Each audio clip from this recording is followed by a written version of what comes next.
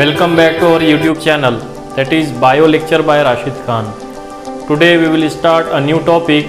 The topic name is Cancer Disease. In the chapter Human Health and Diseases. तो आज के इस video में हम इंसानी सेहत और बीमारियां इस सबक में से जो डिसीज़ नंबर 11 है वो है कैंसर। तो कैंसर के मुतालिक हम आज मालूमात हासिल करने वाले हैं।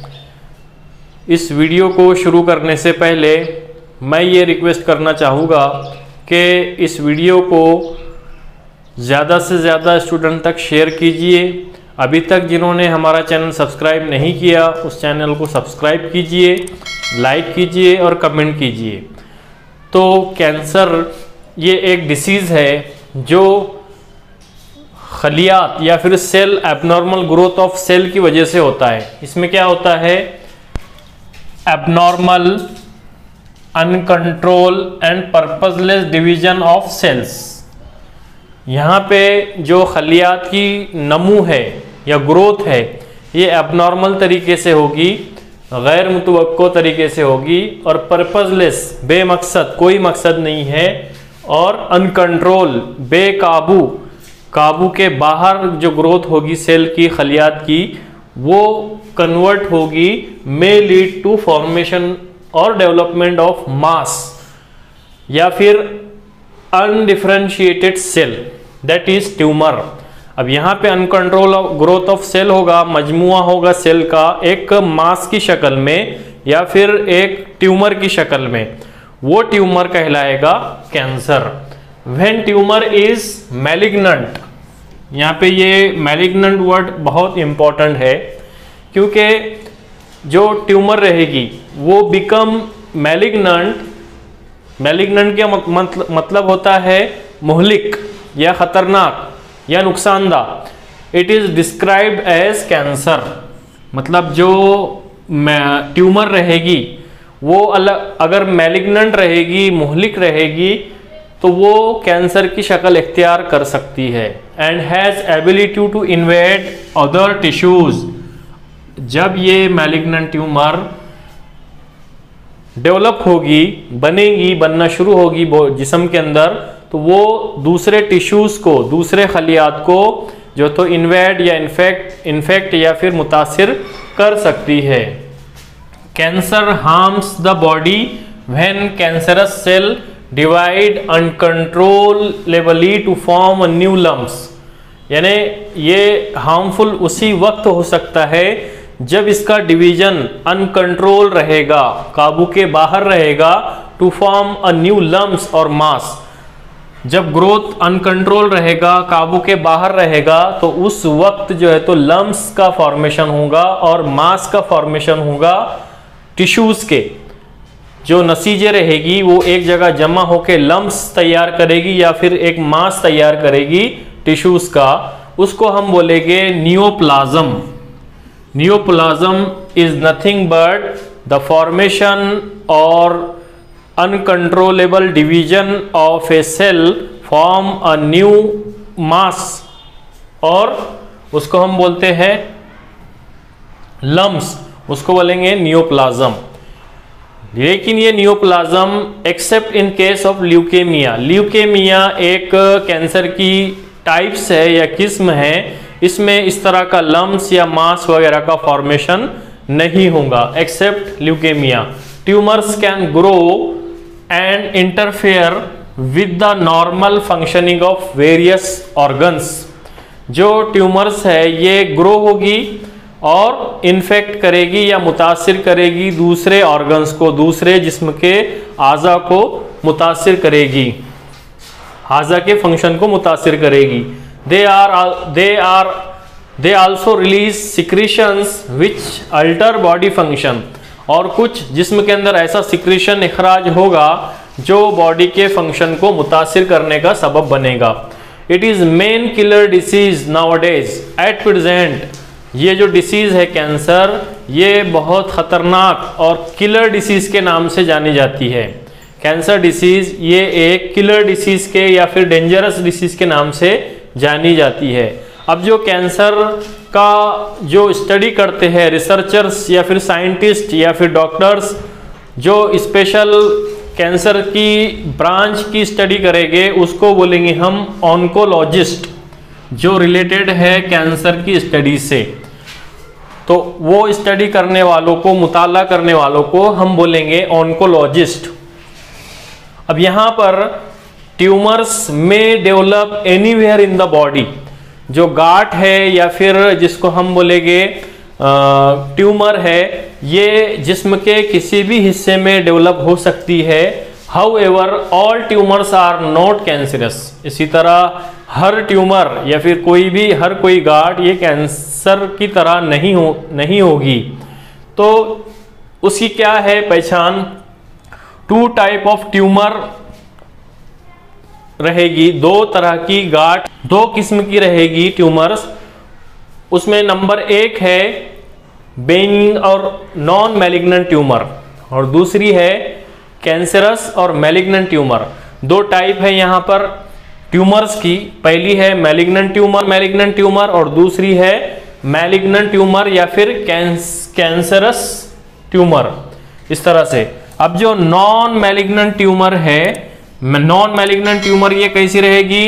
Grow slowly. जिस्म के अंदर जब भी ये नॉन मैलिग्नेंट ट्यूमर रहेगी, ये बहुत स्लोली, बहुत आहिस्ता से ये नमू पाएगी, डेवलप होंगी जिस्म के अंदर। अटेन क्वाइट लार्ज साइज, इसकी जो जसामत है, साइज है, ये थोड़ी सी लार्ज रहेगी।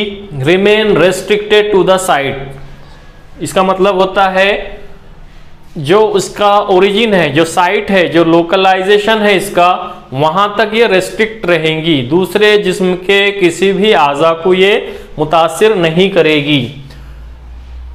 Remain restricted to the site of its origin and does not spread to other parts of body. Some harmful and fatal tumours are, example है brain tumour, adenoma and fibroid. तो इसमें जो non malignant tumour है, जैसे मिसाल के तौर पर ब्रेन ट्यूमर है, इसी तरह से फाइब्रॉइड है, इसी तरह से एडेनोमा है, तो ये आगे चलकर अगर इसकी ठीक से हमने इसका इलाज या मुआलजा नहीं किया तो आगे चल के ये मैलिग्नेंट ट्यूमर में कन्वर्ट हो सकती, जो जिस्म के दूसरे आज़ा के लिए काफ़ी नुकसान और ख़तरनाक हो सकती है। तो जो पहली किस्म है ट्यूमर की वो है नॉन मैलिग्नेंट ट्यूमर। अब जो दूसरी टाइप है वो है मैलिग्नेंट ट्यूमर। जो दूसरी टाइप है कैंसर की वो है मैलिग्नेंट ट्यूमर और कैंसर जिसको हम बोलते हैं। पहली जो टाइप थी वो थी non malignant tumours. Malignant tumour means मोहलिक गांठ जिसको हम बोलते हैं। तो इसका क्या है, इसकी जो खुसूसियत है, growth rate is rapid and mortality is comparatively more than non malignant tumour. इसका जो ग्रोथ रेट है, नमू का जो शरह जिसको हम बोलेंगे, नमू की शरह, इस ग्रोथ रेट इज रैपिड, बहुत ज़्यादा तेज़ी से होता है। And mortality rate is comparatively more as compare to non malignant tumour. तो मोर्टेलिटी हम बोलते हैं शरह को या फिर शरह अमवात को बोलते हैं। तो इसका जो शरह अमवात रेट है बहुत ज़्यादा है as compare to non malignant tumour के। दूसरा जो है rapid growth of tumours, over crowding and disruption of normal cell. अब जाहिर सी बात है जिस्म के अंदर अगर कैंसरस सेल या फिर रैपिड ग्रोथ ऑफ ट्यूमर होगा तो ये ओवर क्राउडिंग करेगी और डिस्ट्रप्शन करेगी किसको? नॉर्मल सेल को। जो जिस्म के अंदर मौजूद नॉर्मल सेल रहे जो नॉर्मल फंक्शन को अंजाम देंगे, तो ये मैलिग्नेंट ट्यूमर उस नॉर्मल सेल को डिस्टर्ब करेंगे, उसको जो है तो मुतासिर करेंगे। The cancerous cell compete with normal cell for nutrient and finally kill them. अब ये जो कैंसरस सेल है ये क्या करेंगे, जो नॉर्मल सेल रहेंगे न्यूट्रिएंट के लिए उससे कॉम्पीट करेंगे, मुकाबला करेंगे नॉर्मल सेल से। तो जो तादाद में ज़्यादा रहेंगे, तो ट्यूमर सेल या ट्यूमर्स बहुत ज़्यादा तादाद में रहेंगे एबनॉर्मल सेल नॉर्मल सेल से, तो कॉम्पीट के दौरान जो नॉर्मल सेल रहेंगे, नॉर्मल सेल को ये एबनॉर्मल सेल किल करेंगे, फाइनली किल करेंगे, जिसकी वजह से नॉर्मल सेल की तादाद जिस्म के अंदर कम हो जाएगी, जिसकी वजह से जो नॉर्मल सेल फंक्शन जो भी अंजाम देंगे, जो भी काम अंजाम देंगे, वो फंक्शन, वो आज़ा या फिर ऑर्गन्स उससे मुतासिर होंगे। जब ये किल हो जाएंगे normal cell, this cell spread from one organ to other via blood और लिम्फ। जो ट्यूमर सेल है ये क्या होगे, ब्लड के जरिए से एक ऑर्गन से दूसरे ऑर्गन तक ये स्प्रेड होगे, फैलेंगे। New tumours called secondary tumour. अब फैलने के बाद में जो नई ट्यूमर्स या नई गांठ तैयार होगी जिस्म के अंदर किसी भी बॉडी के कोई भी हिस्से में, तो उसको हम बोलेंगे secondary tumours. These migratory process, अब ये जो माइग्रेट होने का जो प्रोसेस है एक आज़ा से दूसरे आज़ा तक, उसको एक स्पेशली टर्म्स है, उस टर्म्स का नाम है मेटास्टैसिस। उस टर्म्स का नाम है metastasis. Metastasis is nothing but the process of migration one tumour to other tumour, या एक ट्यूमर से सेकेंडरी ट्यूमर फॉर्मेशन का अमल मेटास्टैसिस कहलाएगा। अब यहाँ पे ये जो न्यू ट्यूमर्स जो तैयार होगी जिस्म के किसी भी ऑर्गन्स के ऊपर, तो इस तरह से ये प्रोसेस पूरे ऑर्गन्स पे, पूरे जिस्म के बॉडी के ऊपर ये चलता रहेगा। अब यहाँ पे जो दो ट्यूमर है, नॉन मैलिग्नेंट गैर मोहलिक और मैलिग्नेंट मोहलिक ट्यूमर, ये दो टाइप इसकी यहाँ पर है। अब मैलिग्नेंट ट्यूमर के जरिए से जो कैंसर जिस्म के अंदर पैदा होगा, जाहिर होगा, वो मेन टाइप है उसकी 5। टेक्स्ट बुक के अंदर इस टॉपिक के अंदर कैंसर या फिर कैंसर डिसीज के अंदर जो मेन टाइप बताई है सिलेबस में, वो 5 टाइप का कैंसर रहेगा। उसमें सबसे पहली जो टाइप है वो है कार्सिनोमा। अब ये जो 5 टाइप है ये according to the type of tissue affected, जो टिश्यू या जो नसीज अफेक्टेड रहेगी इस ट्यूमर के जरिए से, उस ट्यूमर के जरिए से टिश्यू अफेक्टेड होंगी तो उसके जरिए से नाम दिया गया है उस कैंसर डिसीज का। तो पहली जो टाइप है कैंसर की वो है carcinoma. Carcinoma arise from epithelial tissue lining the body organ is known as carcinoma. जो इपिथेलियल टिश्यू रहेंगे, इपिथेलियल टिश्यू, ऐसे जो टिश्यू जो इपिथेलियल टाइप के रहेंगे, जिसको हम बोलेंगे ऊपरी सतह या जिस्मानी सतह के ऊपर पाए जाने वाले नसीजे, तो उसको हम इपिथेलियल टिश्यू कहेंगे। तो ये जो कार्सिनोमा है ये इपिथेलियल टिश्यू के जरिए से अराइज होगा, पैदा होगा या इनको मुतासिर करेगा, उसको हम बोलेंगे कार्सिनोमा। अब इस इपिथेलियल टिश्यू के जरिए से या फिर कार्सिनोमा के अंदर जो कैंसर की डिसीज है वो स्पेशली ब्रेस्ट कैंसर है, लंग्स कैंसर है, उसी तरह स्किन कैंसर, उसी तरह से स्टमक कैंसर। तो इस तरह के ये जो जितने भी कैंसर डिसीज है जो अफेक्ट करेंगे स्पेशल ऑर्गन्स को, उसको हम बोलेंगे कार्सिनोमा। कार्सिनोमा। दूसरा है सार्कोमा। ये सेकंड टाइप ऑफ कैंसर है। Sarcoma arise from connective tissue called sarcoma. जो कनेक्टिव टिश्यू जिसको हम बोलते हैं जोड़ने वाली नसीजे, जोड़ने वाली नसीजों के जरिए से जो डिसीज कैंसर की अराइज होगी उसको हम बोलेंगे सार्कोमा। स्पेशली ये है बोन ट्यूमर्स, बोन ट्यूमर उसको हम बोलते हैं ऑस्टियोसार्कोमा। बोन ट्यूमर्स को हम बोलेंगे ऑस्टियोसार्कोमा। उसके अलावा है मसल्स ट्यूमर्स, उसको हम बोलेंगे मायोसार्कोमा। मसल्स ट्यूमर्स को हम बोलेंगे मायोसार्कोमा। ठीक उसी तरह है कार्टिलेज कैंसर को हम बोलेंगे कॉन्ड्रोसार्कोमा। ठीक उसी तरह एडिपोज टिश्यूज उसको हम बोलेंगे लिपोसार्कोमा। तो ये थी सार्कोमा की टाइप्स। अब यहाँ पे तीसरी टाइप है कैंसर की, वो है lymphoma. Lymphoma is nothing but it is arise from lymphatic tissue. Lymphatic tissues, lymphatic नसीजों के जरिए से जो कैंसर डिसीज अराइज होगी उसको हम लिम्फोमा कहेंगे। ये लिम्फेटिक नोड्स से रिलेटेड है। लिम्फेटिक नोड्स जिसको हम बोलेंगे उससे अराइज है, या लिम्फ नोड भी उसको कहते हैं। ठीक उसी तरह spleen tissues of immunity system, immunity system की जो टिश्यूज रहेगी उसके अंदर ये डिसीज लिम्फोमा की कैंसर की होगी। उसके बाद चौथी डिसीज है ल्यूकेमिया। ये सबसे खतरनाक किस्म है कैंसर की। ये कल आम जबान में इसको हम ब्लड कैंसर भी कहते हैं। ल्यूकेमिया के अंदर जो WBC की तादाद है, जिसको हम ल्यूकोसाइट कहते हैं, ये अनकंट्रोल वे के अंदर ये बढ़ जाती है, जिसकी वजह से जो नॉर्मल सेल है वो मुतासिर होने लगते हैं। जैसे blood cancer, specially leucocyte WBC की जो तादाद रहेगी वो बहुत ज़्यादा बढ़ जाएगी, और उस WBC के अंदर जो पानी है और RNA की तादाद है ये कसीर तादाद में बढ़ जाएगी, जिसकी वजह से क्या होगा, ये WBC या ल्यूकोसाइट जो नॉर्मल सेल है इनके फंक्शन को मुतासिर करेंगे और पूरे जिस्म के अंदर ब्लड के जरिए से फैलने लगेंगे। तो ल्यूकेमिया रिलेटेड है with increasing in the size of तादाद, जिसको हम बोलेंगे WBC की। तो WBC की तादाद, ल्यूकोसाइट की तादाद अनकंट्रोल वे में बढ़ने को हम ल्यूकेमिया कहेंगे। अब उसके बाद पांचवी जो टाइप है adeno carcinoma. Adeno carcinoma arise in the thyroid gland, pituitary gland, adrenal gland and other glandular tissue.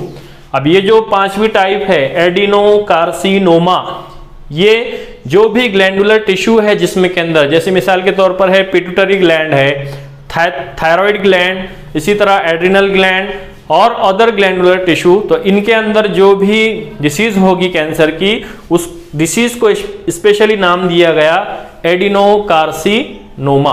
तो इस तरह से ये मेन 5 टाइप बताई गई है कैंसर की। तो ये 5 टाइप डिपेंड करती है उस स्पेशली ऑर्गन से जहां से ये कैंसर अराइज होगा in the form of malignant tumour के। तमाम टाइप्स के कैंसर के बाद में जो अगला टॉपिक है टेक्स्ट बुक में वो है कॉजेज ऑफ कैंसर। कैंसर के कौन कौन से वजूहात है, असबाब है, उसके बारे में हमको मुताल्ला करना है।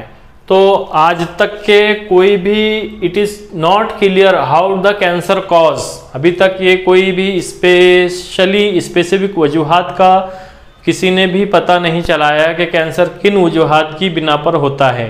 लेकिन कुछ अवामिल या कुछ फैक्टर ऐसे हैं जिनको हम कार्सिनोजेनिक कहते हैं, जिनकी वजह से कैंसर पैदा हो सकता है या कैंसर की बीमारी लाहक हो सकती है। ये तमाम अवामिल कहलाएंगे कार्सिनोजेनिक एजेंट। तो इनको हम देखेंगे वन बाय वन। तो यहाँ पर सेवरल फैक्टर, कुछ अवामिल है, several factor are known to be cancer causing agent. जो अवामिल है, जो फैक्टर है जो कैंसर कॉजिंग एजेंट के अंदर आते हैं, उस एजेंट को या उस अवामिल को हम कार्सिनोजेनिक एजेंट कहेंगे या कार्सिनोजेनिक कहेंगे। उसमें सबसे पहला जो सब टॉपिक है वो है केमिकल्स। अब कौन कौन से केमिकल्स है जिनके जरिए से कैंसर की बीमारी लाहक हो सकती है, तो इनके अंदर सबसे पहला जो है निकोटीन। निकोटीन ये मादा आमतौर से तंबाकू वगैरह के अंदर पाया जाता है। निकोटीन है, कैफीन है, product of combustion of coal and oil.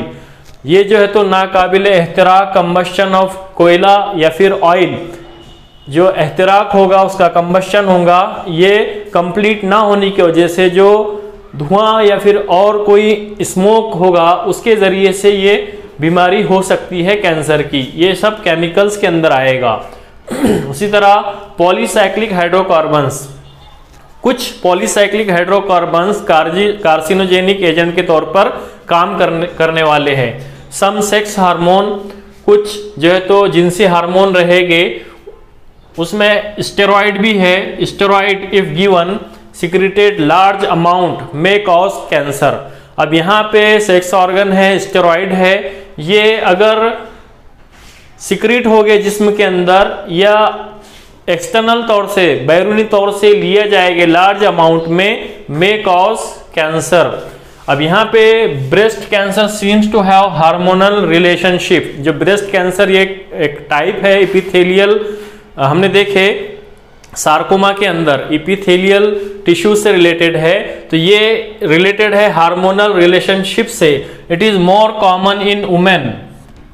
ये जो है तो औरतों के अंदर ज़्यादा तादाद में पाई जाती है ब्रेस्ट कैंसर की शिकायत। Due to avoid of breast feeding, breast feeding को अवॉइड करने की वजह से जो ब्रेस्ट कैंसर होगा ये ज़्यादा तादाद में वुमेन्स के अंदर पाई जाएगी। अब यहाँ पर केमिकल्स के अंदर इतना सब डिटेल दिया हुआ है। उसके बाद है रेडिएशन।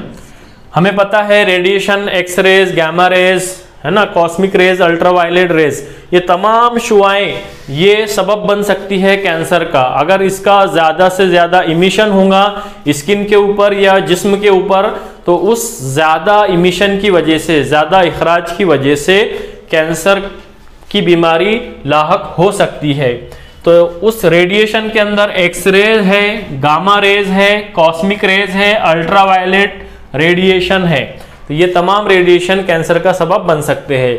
उसके बाद में तीसरा पॉइंट है वायरसेस। हमें पता है पैथोजन या वायरसेस ये हार्मफुल, ज़्यादा तादाद में हार्मफुल ही होते हैं।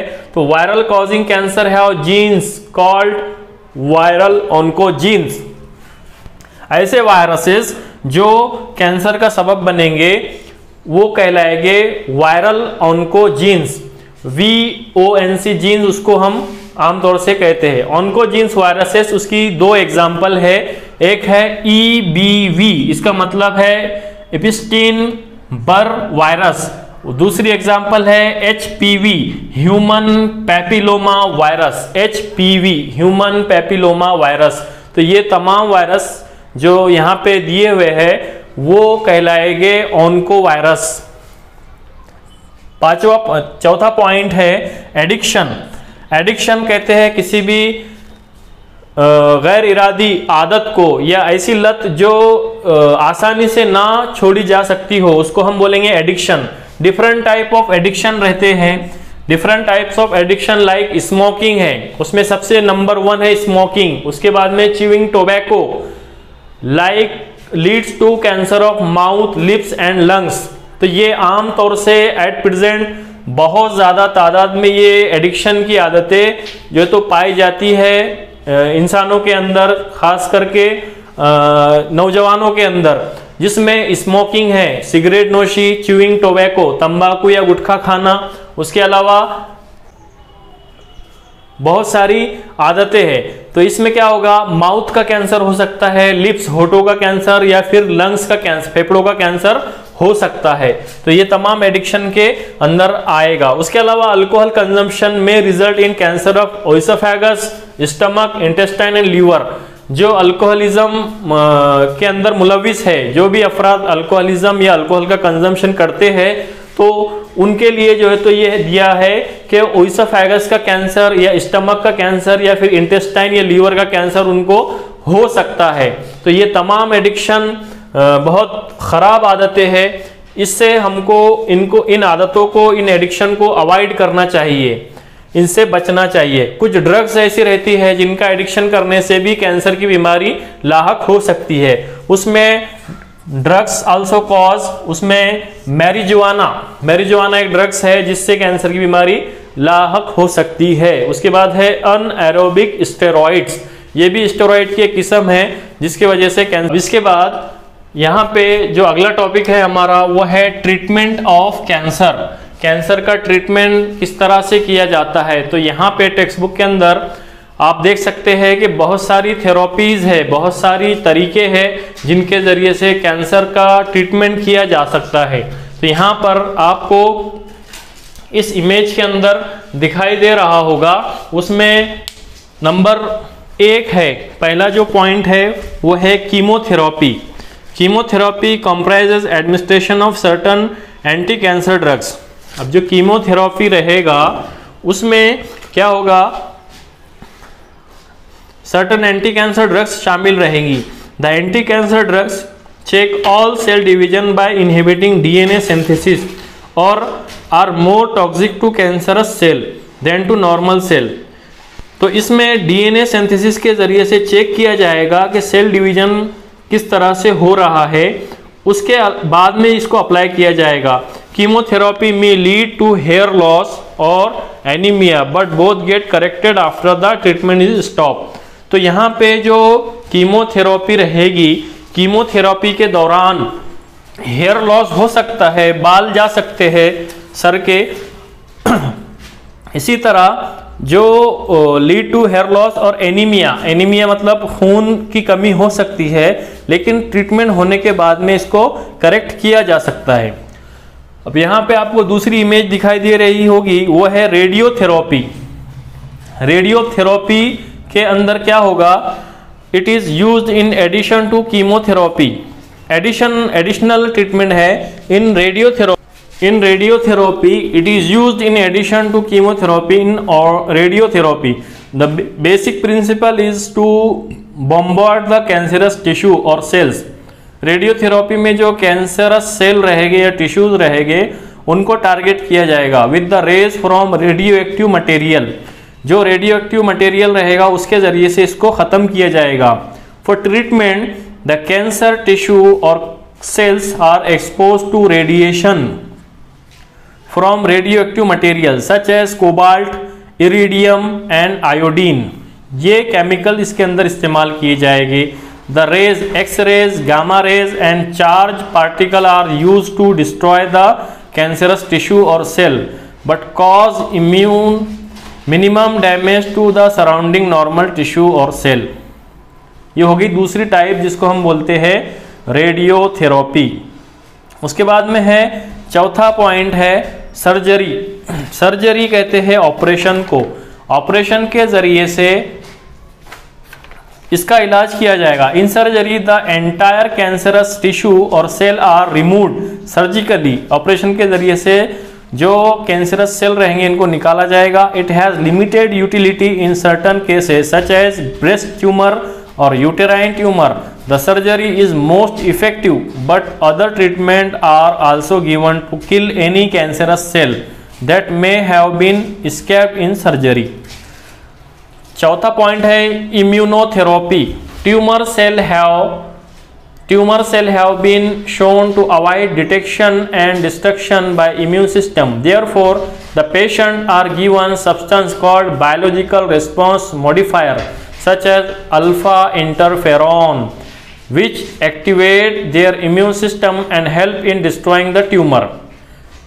अब उसके बाद पांचवा पॉइंट यहाँ पे आपको इमेज में दिख रहा होगा सपोर्टिव थेरेपी।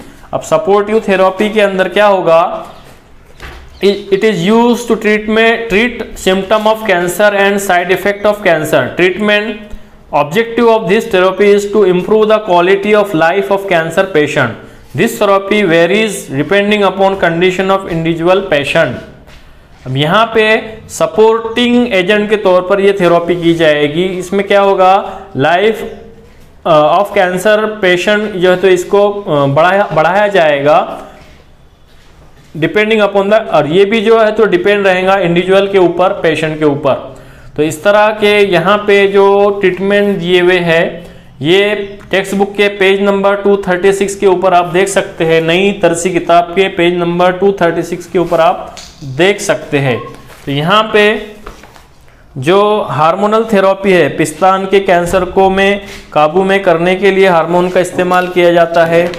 इसी तरह जो इम्यून थेरेपी है, कैंसर के इलाज के लिए ख़ास किस्म के दिफाई प्रोटीन इस्तेमाल किए जाते हैं। इस इलाज के दौरान मरीज़ के जिस्म से खून का नमूना लिया जाता है और उसे एंटीबॉडी के जरिए ट्रीट किया जाता है, जिससे खून में मौजूद खलियों की कैंसर से लड़ने की सलाहियत बढ़ जाती है। फिर इस खून के नमूने को मरीज़ के खून में दाखिल कर दिया जाता है। इस इलाज में एंटीबॉडी अहम रोल अदा करते हैं। ठीक इसी तरह जीन थेरेपी भी है। कैंसर के मरीज़ में कैंसर के जीन ऑन्कोजीन को निकालकर सेहतमंद जीन को दाखिल किया जाता है, जिससे कैंसर का इलाज किया जाता है। अब उसके बाद ट्रीटमेंट होने के बाद में कैंसर की एहतियाती तदाबीर है। अब एहतियाती तदाबीर में क्या है कि ज़्यादातर लोगों को कैंसर के ताल्लुक से मालूमात फराहम करना, तंबाकू, सिगरेट और शराब नोशी और दूसरे नुकसानदा अशिया की रोकथाम के लिए सख्त इक़दामात उठाना चाहिए। ठीक इसी तरह एक्सरे और दूसरी शुआओं में रहने से या इनका इस्तेमाल मुसलसल करने से एहतियात करना चाहिए।